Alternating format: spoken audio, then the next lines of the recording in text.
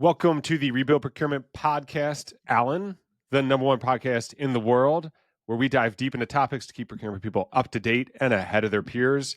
Subscribe on YouTube, Apple Podcasts, Spotify. I'm probably missing another 10 at this point, but just subscribe and like. On today's episode, Alan, we're keeping it quite specific. We're going to go into Costco, difference between merchandising and procurement, but also a bit of that background around when they switched from Amex to Visa and some of what went into that.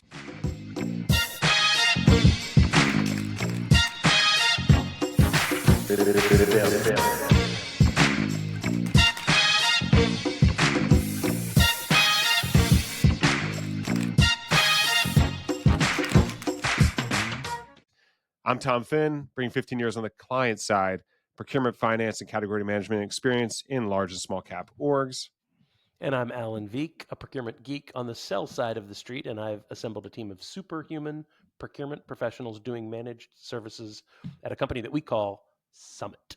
Well, I think today we're going to talk about one article primarily, and I was thinking about this, as I was thinking about this article and about our podcast, I thought, I can riff on another topic associated with this article.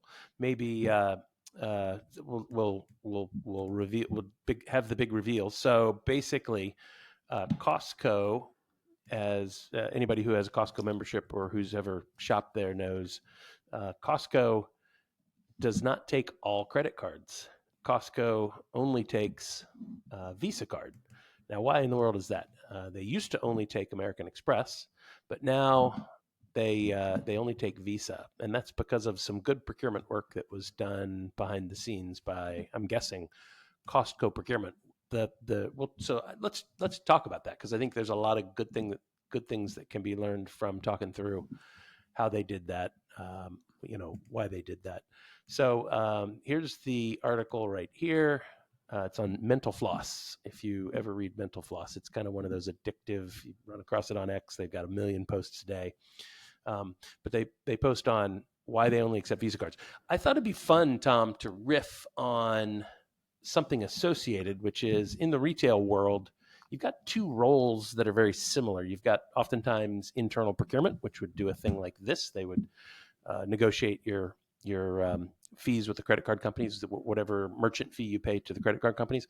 So you got a role that looks like traditional procurement, like you and I do, Tom, and I would guess like the majority of the people who are listening to this podcast do. But you got another role that looks like procurement, but it's not procurement. It's merchandising. I call it merchandising.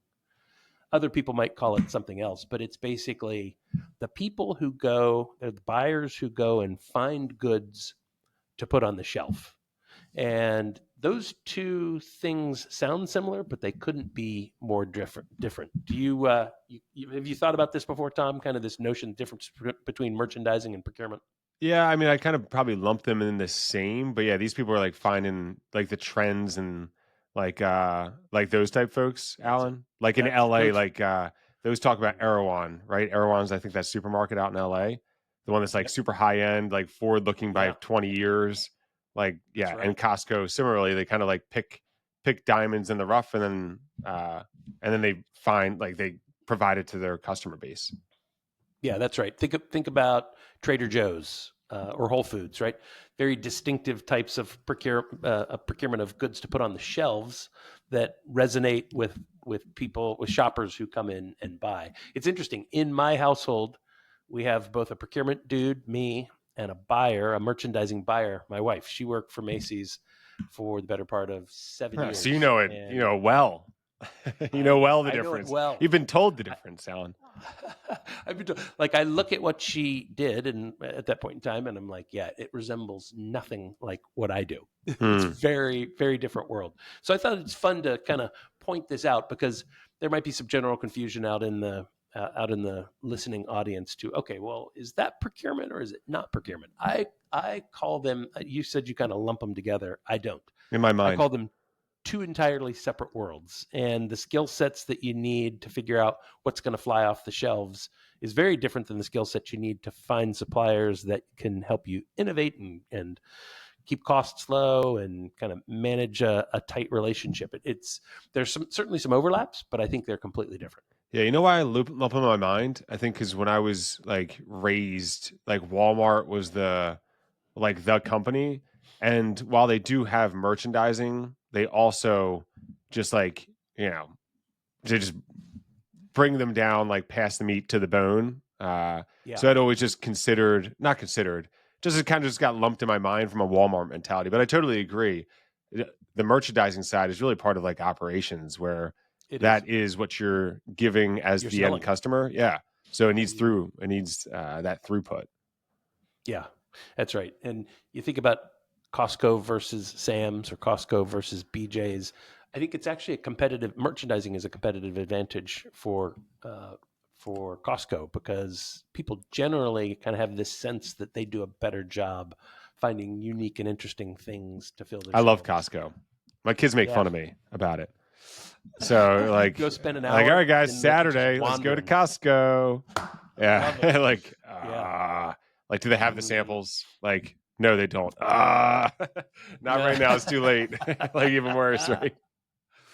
Yes, yeah, it is a pretty amazing thing. But back to the main article that I flashed up quickly and pulled down.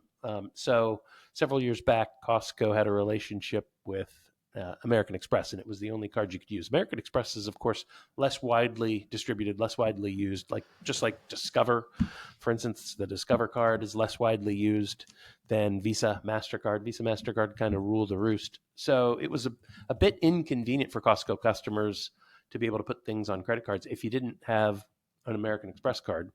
American Express is I also mean, everyone would around. basically get the card, right? Yeah, that's Yeah. right. If you really wanted to charge. So what were Hmm. your other options? You had to. I think they started taking Google Pay and Apple Pay.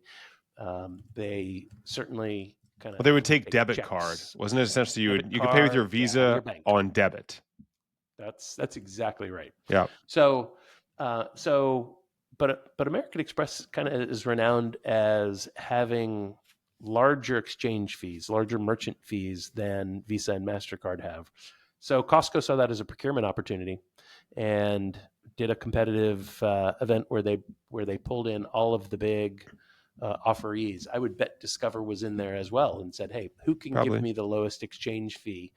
And this is a great example of a competitive sourcing event where you have some bigs who are willing to get aggressive to win a big chunk of business. And you can understand what went through the mind of the category manager who ran that procurement event. They're thinking not just about total cost, not just about the exchange fees, but they're thinking about distribution. How broadly distributed is the card that we're going to accept? Because that would mean that would bear in the total cost picture for Costco. If more people have a Visa card and you then start accepting Visa cards, you're going to pay higher exchange fees. People are going to pay less with debit cards. They're going to pay less with checks, less with Google Pay, Apple Pay, those sorts of mechanisms. So you got to. Hmm. It's a fairly complicated analysis that you need to do to figure out what's going to make the most sense. So they were able to get, I think the article cited 0.7% exchange fee with Visa, which was an improvement over their relationship with American Express. American Express lost on the order of hundreds of millions of dollars worth of business, and you can understand kind of the white knuckle biting the fingernail moment as they're trying to figure out, should we go lower or should we hold our ground. And the article kind of hinted at the fact that American Express misses that business today. But this is just the sort of thing that when people you'll always run across people who are fascinated to find out that procurement is a thing. They're like, Yeah. when people say, "What do you do, Alan?" I say, "Well, if you ask me, like, gun to my head, to put it in one word, it's a word I hate, but I'll say consulting." Uh-huh. Because that's, what else can I say? But if you give me three words, I'll say managed procurement services. If you give me a bunch of words, I'll say we help big companies buy things better. And that's an example of a procurement professional, in this case, a category manager, sourcing manager, who helped Costco, a big company, buy things better. They saved money. This hits their bottom line almost directly with only just a little bit of cost. Pass through these savings to their bottom line, to their EPS, their earnings per share, it's only mitigated just the tiniest bit by the amount of cost that procurement injected into that. So the cost of salaries of the procurement team distributed across all the work they do. So it's pretty. I think it's a good story. Yeah, I'm just looking back at the back in time for when they made the switch. So it changed in 2015. They were 8% of Amex's revenue. It looks like, and 20% of its loans. And it's kind of like Costco is one of those companies. I wouldn't be surprised if I don't know like the outcome of it, but it's understanding your leverage, right? Costco understands they're a big name, and if they were able to force people, I mean, essentially it was force people to have Amex cards because they wanted to buy on credit. Like that's even a big difference for Amex versus Visa, which is just generally widely distributed. So it is pretty shocking that they did let that one go. It was the background of the relationship. It was a 16-year relationship that they were, going to end at the time. Right. So they kind of overinvested in it. And, I don't think this happened, but if Costco didn't properly communicate to them, shame on Costco. But I would expect with a 16-year relationship, they were being like, hey guys, I mean, best and final here. You might not win it. And maybe Amex tried to call a bluff, and unfortunately it wasn't. And because it's easier for Costco to use a Visa card. Everybody already has Visa cards. They're just going to spend more. It's on credit. People have X, thousands of dollars limits. So every time I go to Costco, I think I'm probably the average. You spend anywhere from everyone spends over $200. Let's just say that when you go to Costco, you never spend less. Oh boy, you never spend less. Do I ever? Yeah, so 400 very easily, right? You get the salmon, you get just on basic goods, you end up with oh my gosh, a big Costco charge. Does alcohol count as a basic good? I'll willingly. Everyone, I might get myself in trouble here. I truck liquor across state lines. I go buy alcohol in Indiana and I end up with thousands of dollars of charges, of which of course you pay taxes on. Yes. Oh yeah. Heavily pay taxes. But it's quite amazing the cost differential. Anytime I'm in or around Indiana, I'll be bringing home a bunch of liquor from Costco. Yeah, and similar for folks in Pennsylvania, like Delaware, where they sell. So yeah, it is something very interesting. But I think when just rolling it back to people in their own position, like making sure you understand your leverage. In this case, Costco, there's a big dollar amount, but really the value of the brand to an Amex for them is probably even more important. Because I was just going to say you could almost compare from a Costco with a credit card. Like it is really the Super Bowl, right? The halftime show. I don't even know if it's true, but you hear the story of people essentially pay or they front a little money or they do it for free. One of those things is true.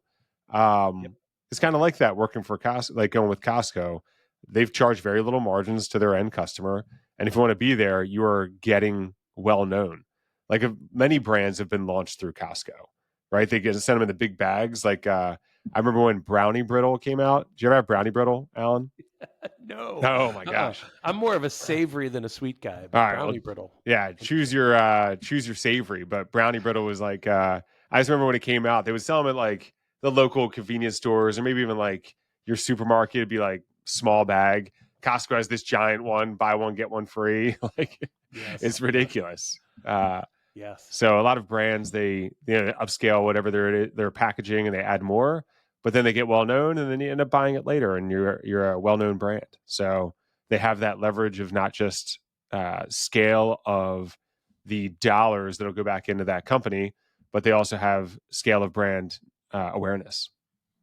Yep. Yeah, it's interesting. I think of them as probably one of the top quartile companies that does merchandising and procurement both so well. It seems like they do a good job. So I was kind of looking for an article like this that indicated that they do it on the procurement side, because you see the merchandising, you touch, you feel the Brownie Brittle, right? You taste the Brownie Brittle, but you don't get as much exposure to the sourcing side. So I was happy to see this article, and it was good to see that they're doing good procurement work. Yeah, for sure. Cool. What else we got, How Alan? we doing? I think we're good. What else you got? I think that's a good episode for today. Why don't we call it? Yeah. Yeah, I think maybe over the next few weeks, Alan. I know you and I have been talking in the background. Like, there's a few deep dives that we can go into how different companies work in different ways.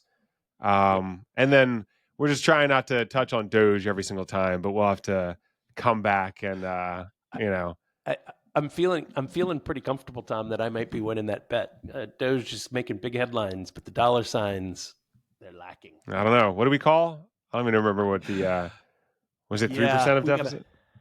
We gotta go dig it up. I know that I think their official counter clock might be at like 15 billion now, something like that. So Okay, on the trillions. That's up. Yeah, we're not in the trillions yet. So yeah. If the mindset could change, I'm fine losing a bet if it's a long-term positive. There's a positive progression because again, I mean the things that it's just more about efficiency. I consider like supply chain. I went to my undergrad and did supply chain management, and when people ever asked me, it was always like, "Oh, why'd you choose that?" It's because of the efficiency associated with it, and that's kind of what I think they're just generally looking at. There's a lot of narrative to get over anything within Washington. So they're just, Trump and Elon have their own ways about it that not everyone agrees with, but they're just kind of going hard against another hard storyline. So we'll see where it goes. But I think if the narrative could be changed and people understand that the deficit's something that needs to be reduced, and anyone listening to this understands you don't want to run a company in the negative year over year over year over year over year. I think that'll just be beneficial to the country. So we'll see where that lands. But yeah, you may be winning the specific 1 year bet there, Alan. Well, we'll see. It'll be fun to keep track of it. So, all right, sure. Tommy, on behalf of your humble hosts here at the Rebuild Procurement Podcast, we are the Brownie, Brittle, Baron, Tom Finn, and the Beard of Procurement. This might be gone by next week. Alan, it's looking good, looking trimmed. Hoping you will. Thank you. I appreciate it. Hoping you will make this a powerful and productive week in procurement. Bye-bye. Bye-bye.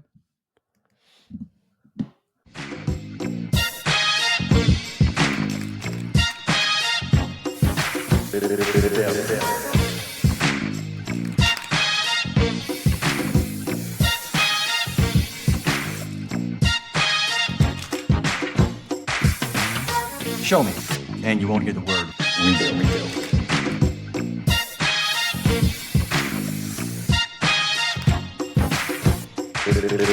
rebuild.